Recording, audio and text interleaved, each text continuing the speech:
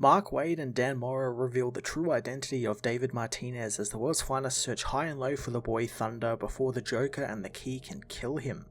Mark Waid brings us the penultimate chapter of his Boy Thunder storyline, delivering one hell of a third act twist that kind of reframes everything we've seen in the series so far. The big reveal, of course, is that David is actually Magog, being responsible for killing the Joker after he gasses the Daily Planet and kills Lois Lane, causing the Kingdom Come timeline to happen, meaning this book we've been following up to this point has essentially been a Kingdom Come prequel. Waid revisiting the characters he created decades ago is brilliant, and I love the ties he's building between Magog and Joker, adding more weight to the being killing the villain, as well as the ties between Superman and Batman, since before Magog never really had any ties to them. He was part of the newer generation of heroes that had sprung up, and they were more harder edged, and that resulted in him killing the Joker, and also resulted in Superman abandoning his role as protector and leaving Magog and his generation to deal with everything. Waid also dives into the Key's backstory, making it a very simple story of a man who just wants to find the limits of his mind, and I kinda like that it's not convoluted in any way, considering his whole shtick is messing with people's minds and putting them in complex situations. I'm very excited to see how Waid is going to tie up everything in the next issue and what other surprises he has in store for us.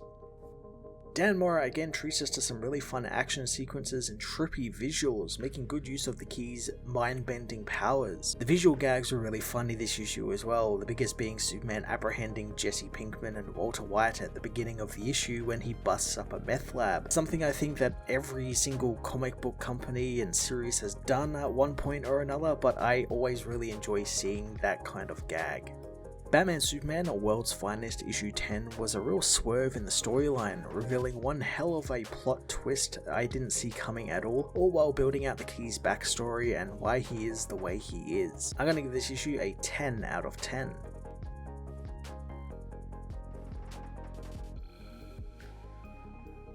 Batman Superman, A World's Finest issue 10 sees the Joker torturing David Martinez, demanding the boy Thunder tell him who Batman and Superman's real identities are, citing the boy has been spending a lot of time with them so he must know. David swears he doesn't as the Key stops Joker from torturing him anymore, as David is shocked again thanks for just thinking about using his powers to escape. David pleads for the villains not to hurt him, but the Joker tells him the heroes aren't coming to save him, gassing David with Joker toxin and making him see a Joker-fied Batman, Superman, Robin, as well as himself. Superman meanwhile smashes down another meth lab, telling Batman that Gotham is overrun with lead-lined buildings, abandoned hospitals, x-ray labs, nuclear plants, and finding Joker is going to be hard, and he hasn't found him in any of them yet. Batman assures him that they will find David and everyone is on the case, with him and Robin sweeping through the Key's safe house while the Titans are turning Gotham upside down, and Jim Gordon and the GCPD are on high alert. Robin can tell that Superman is pissed, never seeing him like this before, but Batman knows that the helplessness is a lot for Clark, and losing people is one of his triggers since it always hurts him the most, making his management of anger difficult at this time. Bruce knows that he will internalize it all, however, since he's angry at the Joker, but he's even madder at himself for putting David in the crosshairs. Robin asks how Bruce knows that, revealing that Bruce is feeling it as well, finding a clue that points them to LexCorp, of course. He cross-references deliveries of LexCorp advanced electronics with Gotham's vacant buildings, finding a match. Batman and Robin immediately are whisked away to the building by Superman as the Titans meet with them as well, busting into the building to find it filled with a void with many floating doors.